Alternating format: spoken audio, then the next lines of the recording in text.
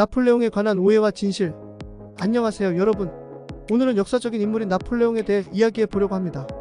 나폴레옹은 프랑스 역사상 가장 중요한 인물 중 하나로 평가되고 있지만 그의 인물에 대한 오해와 진실을 함께 알아보겠습니다. 첫 번째 오해는 나폴레옹을 완벽한 영웅으로 인식하는 것입니다. 그의 군사적 업적과 정치적 성과는 무시할 수 없지만 우리는 그의 통치 방식에 대해 비판적으로 살펴봐야 합니다. 예를 들어 그는 군사적으로 다른 나라를 침략하는 등 확장주의 정책을 추진했습니다. 이는 자율성과 자유를 중요시하는 현대적인 가치와는 충돌하는 부분이었습니다. 두 번째로 나폴레옹의 독재적인 면모에 대한 오해가 있습니다. 그는 군사적인 통치력을 바탕으로 국가를 지배하였고 시민의 자유를 억압하는 일도 있었습니다. 그러나 동시에 나폴레옹은 혁신적인 법률 개혁과 교육 개혁을 이루어냈습니다. 그의 통치는 단단한 질서와 안정성을 가져온 반면 개인의 자유에 대한 제약을 불러일으키기도 했습니다. 세 번째로 나폴레옹의 복잡한 인물성을 살펴보아야 합니다.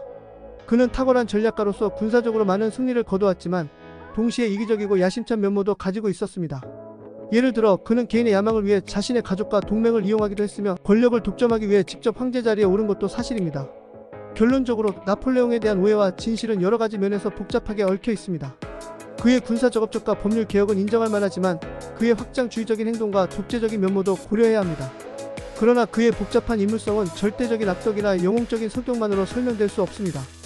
나폴레옹은 프랑스 혁명 이후 혼란스러운 시기에 나타나 국가를 통일하고 안정성을 되찾았습니다. 그의 법률 개혁은 프랑스 법체계의 기반을 마련하였고 교육 개혁은 국민의 교육 수준을 향상시켰습니다. 그는 유럽 각지에 형성된 자유주의와 보수주의의 국제 질서를 재정립하려는 시도를 하였습니다.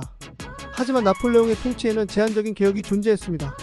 그는 중앙 집권적인 통치 방식을 채택하고 기관의 독립성을 약화시켰으며 개인의 자유와 권리를 제한하는 조치를 취하기도 했습니다.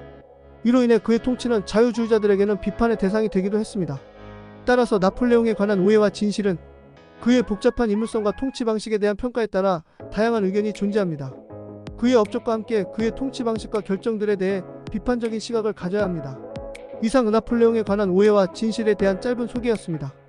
여러분의 의견과 생각을 댓글로 남겨주시면 더욱 흥미로운 토론이 될 것입니다. 감사합니다.